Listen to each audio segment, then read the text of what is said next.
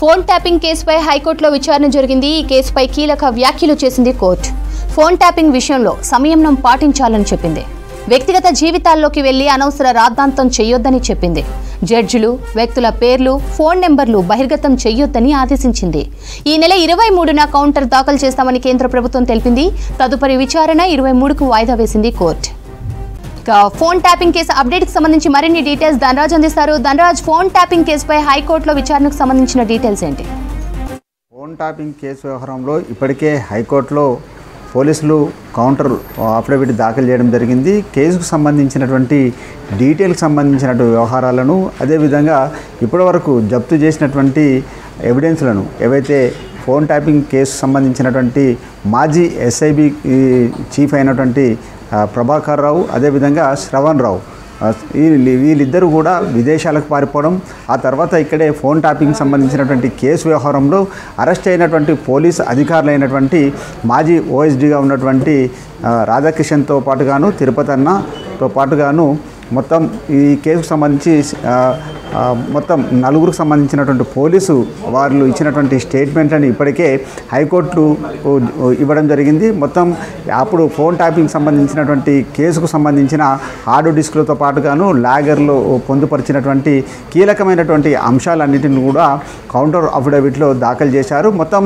ఈ హైకోర్టులో సుమాటోగా తీసుకున్నటువంటి ఏదైతే ఈ కేసుకు చూసినట్టయితే జడ్జీలను, ఫోన్లను కూడా వీళ్ళు ట్యాపింగ్ చేశారు అనే విషయాలు ఏదైతే మీడియాకు సంబంధించినటువంటి కథనాలు వచ్చాయో ఆ కథనాలను సుమాటోగా తీసుకుంది హైకోర్టు. దీనిపైన విచారణ కొనసాగుతున్నటువంటి క్రమంలోనే కొన్ని సూచనలు కూడా చేస్తూ కూడా మధ్యంతరకు సంబంధించినటువంటి ఉత్తర్వులు కూడా జారీ చేసింది.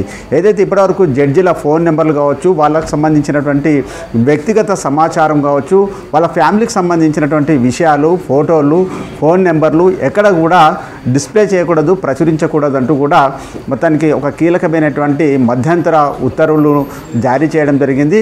అయితే మరోవైపున చూసినట్టయితే ఇందులో కేంద్ర ప్రభుత్వం కూడా కౌంటర్కి సంబంధించినటువంటి దాఖలకు సంబంధించినటువంటి వ్యవహారం పైన కూడా ఇందులో అంటే ఫోన్ ట్యాపింగ్ సంబంధించినటువంటి కేసు చూసినట్టయితే ఏదైతే టెలిగ్రాఫిక్ యాక్ట్ ఉందో ఆ యాక్టును ఏ విధంగా నిబంధనలను ఉల్లంఘించారనే విషయం పైన కూడా కేంద్ర ప్రభుత్వం ఇందులో ఇంప్లీడ్గా మరో పిటిషన్ సంబంధించి కూడా వాళ్ళ ఒక వర్షన్ కూడా వినిపించనుంది. మొత్తం వరకు ఇప్పటి వరకు కొనసాగుతున్నటువంటి దర్యాప్తు సంబంధించినటువంటి వ్యవహారాలు ఏదైతే కీలకంగా భావిస్తున్నారో, ఏదైతే ఇప్పటివరకు పొలిటికల్ సంబంధించినటువంటి రాజకీయ నేతల పేర్లు రావడము, అదేవిధంగా మరోవైపున చూసినట్టయితే ఐఏఎస్, ఐపీఎస్ సంబంధించినటువంటి వారి ఫోన్లు కూడా ట్యాప్ చేసినట్లుగా ఇప్పటికే నిందితులంతా కూడా పలు ఆధారాలను కన్ఫెషన్ రిపోర్ట్లో ఒప్పుకోవడం జరిగింది. వారి యొక్క స్టేట్మెంట్లను ఇప్పటికే పొందుపరిచారు. మరోవైపున చూసినట్టయితే దీనికి సంబంధించినటువంటి ఛార్జ్ షీట్లను కూడా దాఖలు చేసినటువంటి పరిస్థితి.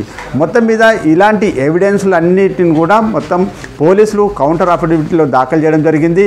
ఓ ఎమ్మెల్సీకి సంబంధించినటువంటి పాత్ర, ప్రమేయం పైన కూడా, అదేవిధంగా ఈ ఫోన్ ట్యాపింగ్ సంబంధించినటువంటి వ్యవహారాల్లో ఒక కన్వర్జేషన్ ఇన్నోవేషన్ అనే ల్యాబ్ సంస్థకు సంబంధించినటువంటి ప్రమేయం ద్వారానే ఈ ఫోన్ ట్యాపింగ్ ఎక్విప్మెంట్ అంతా కూడా కొనుగోలు చేయడము, ఆ తర్వాత ఎస్ఐబి చీఫ్గా ఉన్నటువంటి మొత్తం ప్రభాకర్ రావు నేతృత్వంతో పాటుగాను గత బీఆర్ఎస్ ప్రభుత్వంలో జరిగినటువంటి బైపోల్ ఎలక్షన్ కావచ్చు, అదేవిధంగా అసెంబ్లీ ఎలక్షన్లలో ఏ విధంగా ప్రత్యక్ష రాజకీయ పార్టీలకు సంబంధించి వారి ఫోన్లను ఏ విధంగా ట్యాప్ చేయడం జరిగింది అనేది మొత్తం ఆ కౌంటర్ అఫిడవిట్లో పేర్కొన్నటువంటి క్రమంలోనే మొత్తం దానికి సంబంధించినటువంటి ఈ కేసు సుమాటోగా విచారణ కొనసాగుతున్నటువంటి క్రమంలోనే హైకోర్టు కొన్ని కీలకమైనటువంటి సూచనలు, అదేవిధంగా ఆదేశాలు మాత్రం జారీ చేయడం జరిగింది. జడ్జీలకు సంబంధించినటువంటి ఫోన్లు కానీ వారి వ్యక్తిగత సమాచారం కూడా ఎక్కడ డిస్ప్లే చేయకూడదు, ప్రచురించకూడదు అనే ఆదేశాలు ఇచ్చింది. మరోవైపున కూడా దీనికి కౌంటర్కు సంబంధించినటువంటి విచారణను కూడా